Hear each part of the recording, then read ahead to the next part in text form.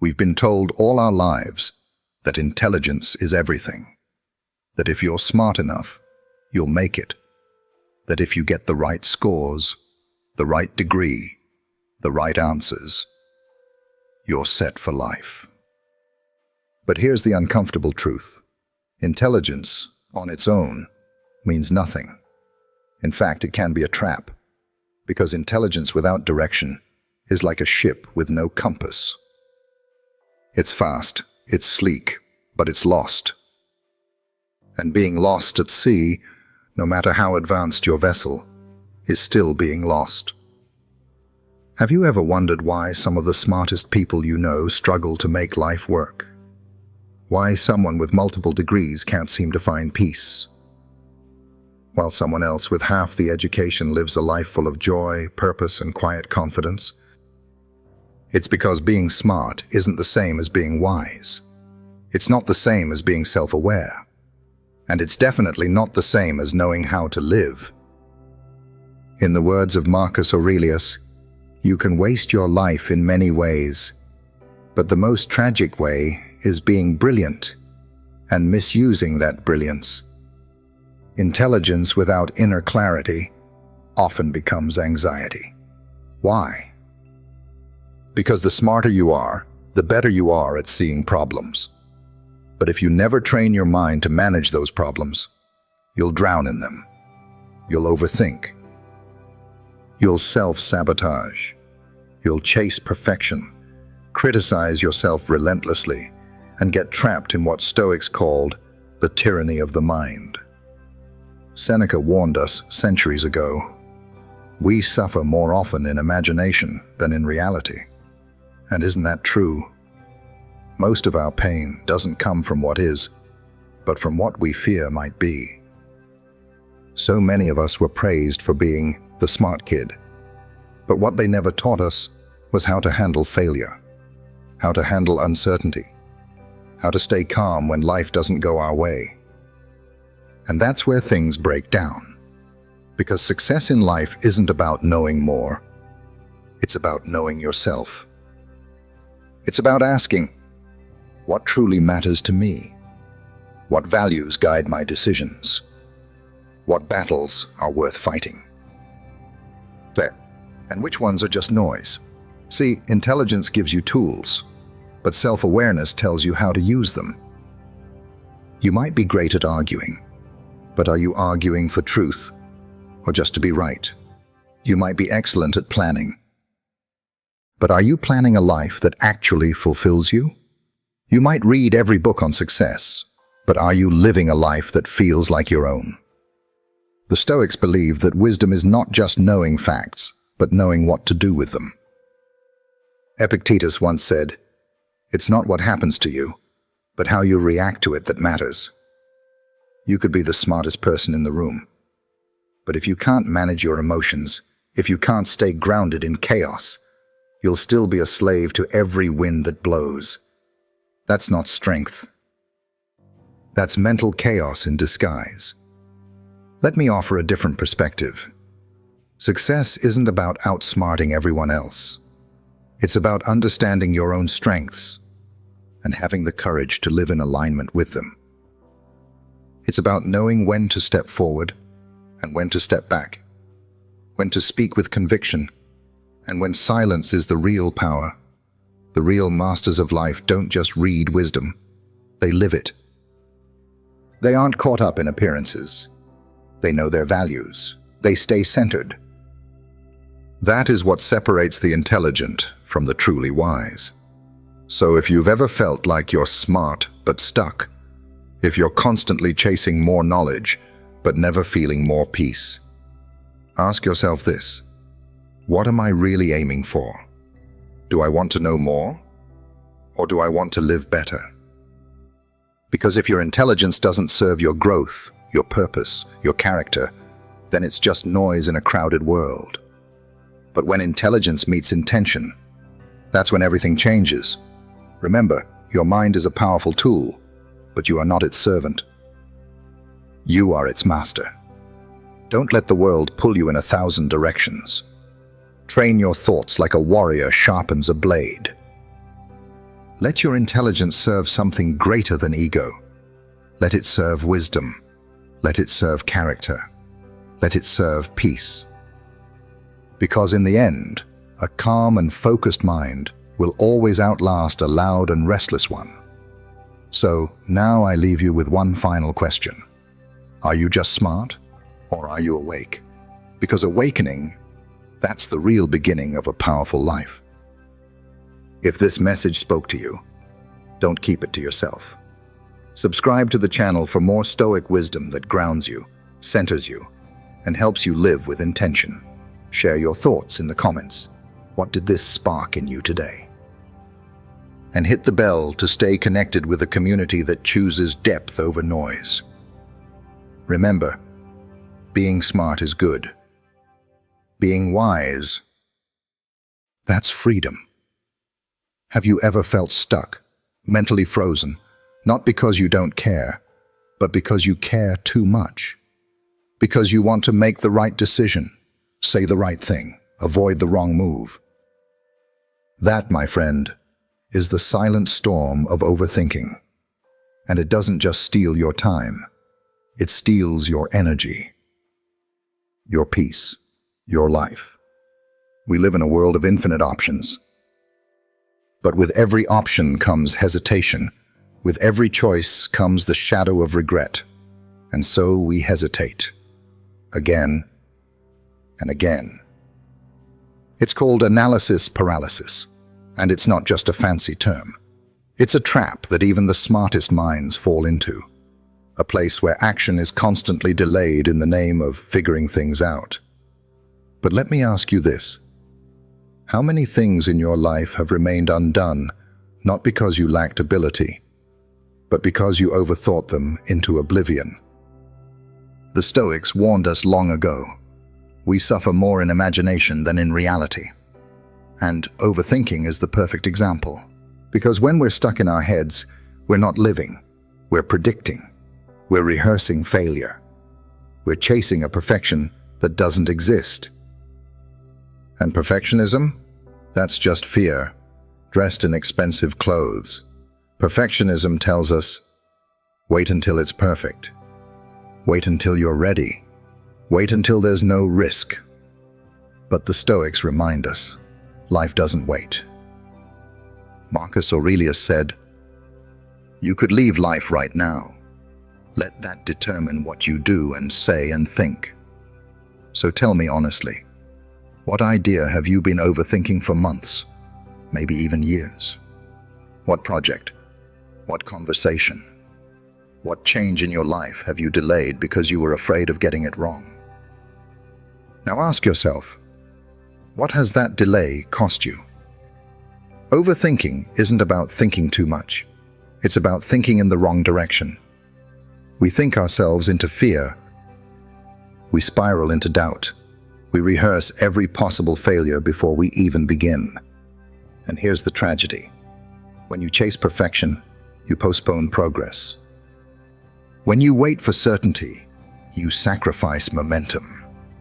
The Stoics didn't glorify flawless execution. They honored action with virtue. They taught that courage isn't about knowing everything. It's about moving forward anyway. So how do we break free? How do we escape the mental loops that keep us stuck? The first step is this. Let go of the illusion of control. You're not meant to control everything. You're meant to show up with intention, take action, and adjust as life unfolds. Epictetus said it best, "Make the best use of what is in your power, and take the rest as it happens." So shift your focus. Stop obsessing over outcomes. Start mastering your approach. Here are 3 Stoic-inspired tools to help you break the cycle of overthinking. 1. Focus on what's within your control. Ask, is this something I can influence right now? If not, let it go. 2. Take small, deliberate steps. Big change is built through small, courageous actions, done consistently. 3. Embrace good enough. Done is better than perfect.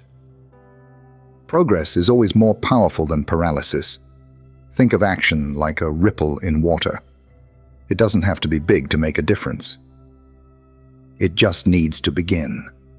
The Stoics didn't believe in sitting around, waiting for clarity to strike. They believed in creating clarity through motion. So instead of asking, "What's the perfect move?" ask, "What's the next right step?" One life will be ruled by hesitation. The other will be shaped by action. One will die with a full to-do list. The other will live with a full heart. Which one will you choose? You don't need all the answers.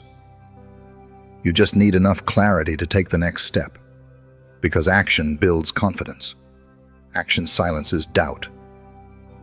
And action, small, messy, imperfect, is the key to escaping the prison of overthinking. Life is short. Overthinking is expensive. And the cost is your peace. So make the call. Start the project. Say what needs to be said.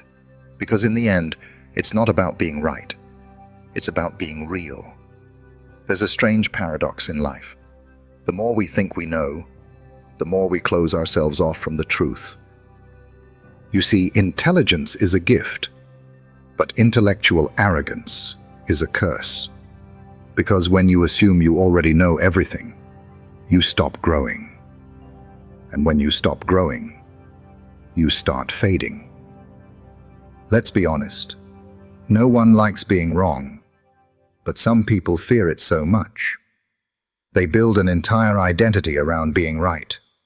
They interrupt. They correct. They dismiss new ideas as if they've already outgrown them. They don't listen to learn. They listen to respond. And worst of all, they mistake knowledge for wisdom. But here's the truth. Being smart doesn't make you wise. Being loud doesn't make you right. And knowing a lot doesn't mean you understand life. Even the Stoics, some of the greatest thinkers in history, understood this. Marcus Aurelius, Emperor of Rome, arguably one of the most powerful minds of his time, wrote, "If someone can show me that I'm wrong and point out my mistake in any thought or action, I shall gladly change. I seek the truth, which never harmed anyone. The harm is to persist in self-deception and ignorance."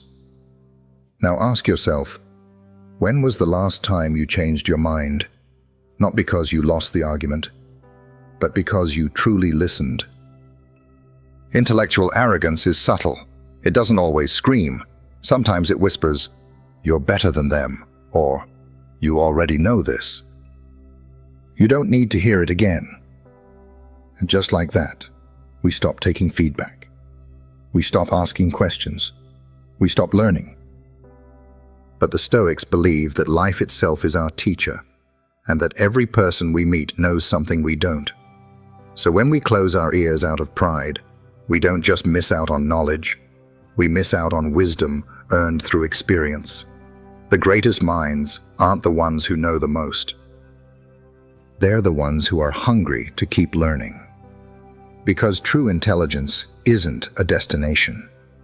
It's a path, a process, a humble walk forward, step by step. Seneca said, "While we teach, we learn." So the question is, are you still willing to learn? Or have you decided you already know enough? One path leads to isolation. The other leads to evolution. One is built on ego, the other on humility. And humility, it's not weakness, it's power under control. It's the ability to say, "I might be wrong," and mean it. It's having the strength to step down so that you can step up in a new way. In the Stoic worldview, arrogance was a form of self-delusion, a mind trapped in its own mirror, unable to see beyond itself. And this is where growth dies, because arrogance closes doors, while curiosity opens them. That's why a growth mindset matters so much. It says, "I can get better. I can learn from this. I can be challenged without being threatened. And if you want to grow into the kind of person who doesn't just know more, but lives better, then humility must be your foundation. Think about any skill: public speaking, leadership, parenting, business.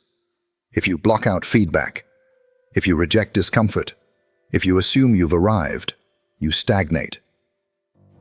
But if you stay open, if you stay teachable, if you stay humble, you evolve. That's not just personal growth. That's character. That's how you become the kind of person others want to follow. Because you're not just talking about growth, you're living it. So what's the antidote to intellectual arrogance? It's not pretending to know less. It's choosing to remain curious, even when you're experienced. It's listening more than you speak. It's asking better questions. It's remembering that the moment you think you've arrived, you've already started falling behind. Here's the Stoic truth.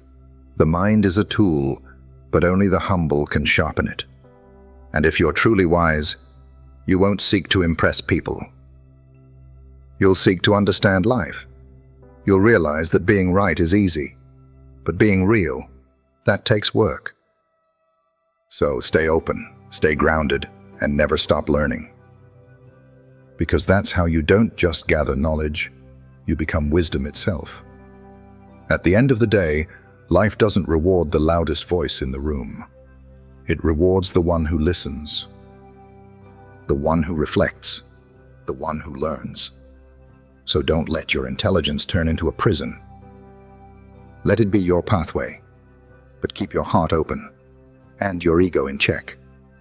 We all love the idea of being the lone genius, the one who figures it out alone, the self-made success story. But here's the truth most people miss.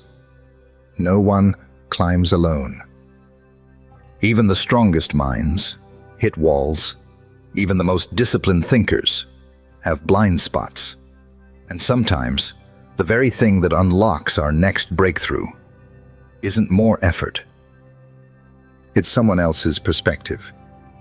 Marcus Aurelius, a Roman emperor and Stoic philosopher, once wrote, "If someone is able to show me that what I think or do is not right, I will happily change, for I seek the truth, which has never harmed anyone."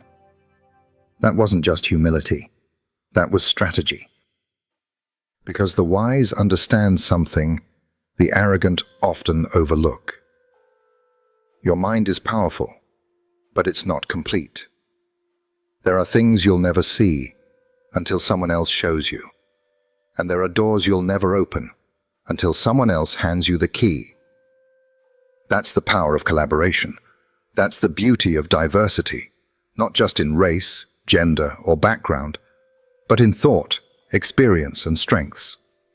Because while you may be brilliant at solving one kind of problem, someone else might be able to see around a corner you didn't even know existed. Have you ever been so deep into your own thinking that you couldn't see the simplest solution? That's not a weakness. That's being human.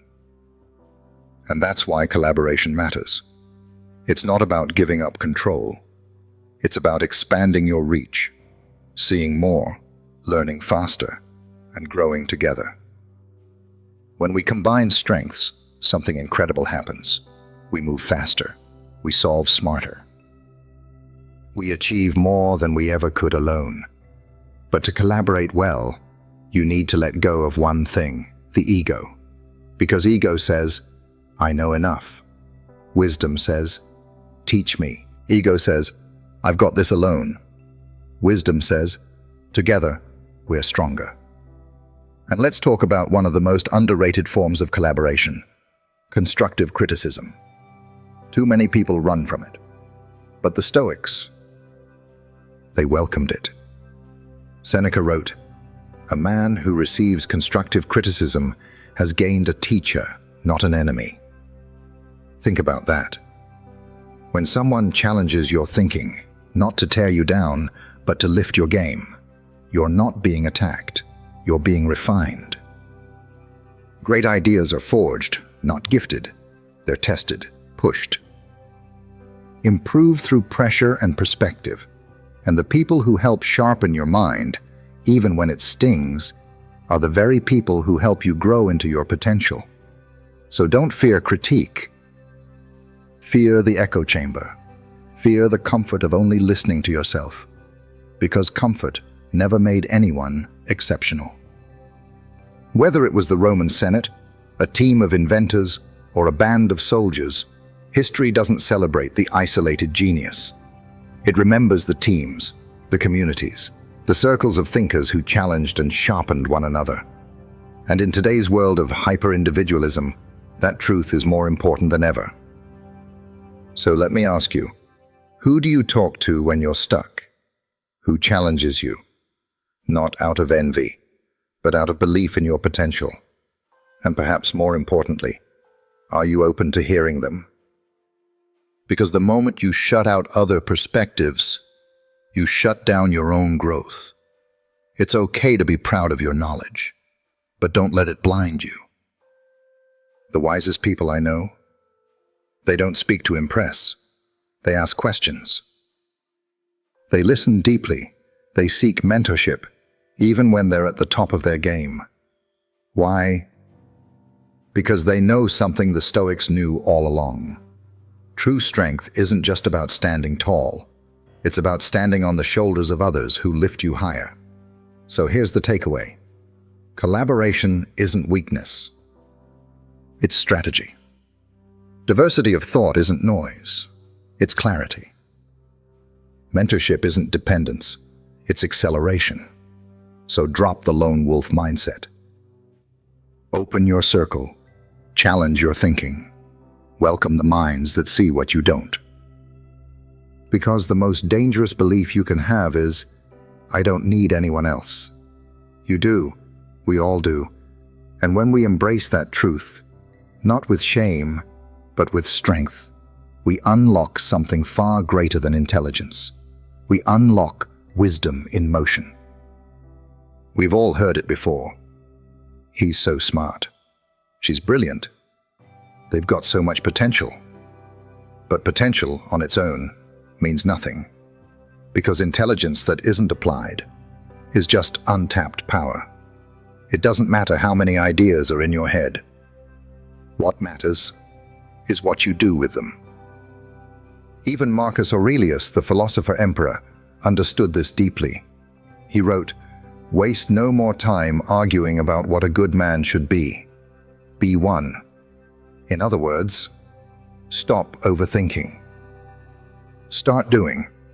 Because real success isn't built on thoughts, it's built on action. You might be smart. You might have incredible ideas, dreams, and strategies. But here's the harsh truth. If you don't define what you want, if you don't take those thoughts and turn them into action, you'll stay exactly where you are. That's why the first step to turning intelligence into success is this: clarity. Define what success actually means to you. Is it financial freedom? Is it building something meaningful? Is it inner peace? Is it becoming the person you know you were meant to be? Once you know the what, you can begin mapping out the how. Big goals can feel overwhelming, but the Stoics teach us to simplify. Don't look at the mountain. Look at the next step. Break your goal down. Not into dreams, but into daily disciplines. Ask yourself each morning, what's one thing I can do today that moves me forward? What's within my control right now? Because that's the Stoic approach. Focus on what you can control and let go of the rest. The next key? Skill and work ethic. It's not just about thinking smart. It's about working smart and then working hard. We live in a world that celebrates shortcuts. But true mastery doesn't come from hacks. It comes from hours, from repetition, from showing up even when no one's watching. Seneca said, "Luck is what happens when preparation meets opportunity." You want to be lucky? Then prepare relentlessly. Now here's where most people quit. They start strong. They set goals. They even take action. But then life hits. Something goes wrong. A plan falls apart. Doubt creeps in. And this is the moment that separates the thinkers from the doers. Because intelligence may get you started, but only resilience will carry you through. The Stoics believed in amor fati, the love of fate. That means loving everything that happens to you. Not just the victories, but the setbacks, the pain, the lessons. Because failure isn't a detour, it's part of the path, and every setback contains feedback. It shows you where to grow, where to adjust, where to become stronger than before. So the question isn't, how smart are you? The question is, how well do you respond when things go wrong? Real success looks messy. It's not linear. It's not glamorous. It's quiet, disciplined, gritty. It's waking up when you don't feel like it. It's pushing forward when results are invisible. It's refining your skills while everyone else is scrolling. And it's knowing that one day, the compound effect of your consistency will show. So, if you want to turn your intelligence into something real, here's the formula. Get clear on your vision. Break it down into daily action. Build real skills. Show up with discipline. And when life knocks you down, stand up wiser. And above all, keep moving. Because the Stoic path is not about having it all together. It's about becoming stronger through what you face. At the end of the day, intelligence is a spark, but action is the fire. And resilience is the fuel that keeps it burning. Don't settle for being the smart one. Be the driven one. Be the one who uses your mind as a tool and your character as your compass. Because the world doesn't need more potential. It needs more people who apply what they know, who live what they believe, who become what they were born to be. Are you ready to turn your intelligence into transformation? Hit that subscribe button for weekly Stoic wisdom that turns thought into action. Comment below. What's one goal you've been thinking about, but haven't acted on yet? Let's move together. And don't forget to hit the bell, so you never miss the next step in your growth. Don't just know. Live it. Own it. Build it.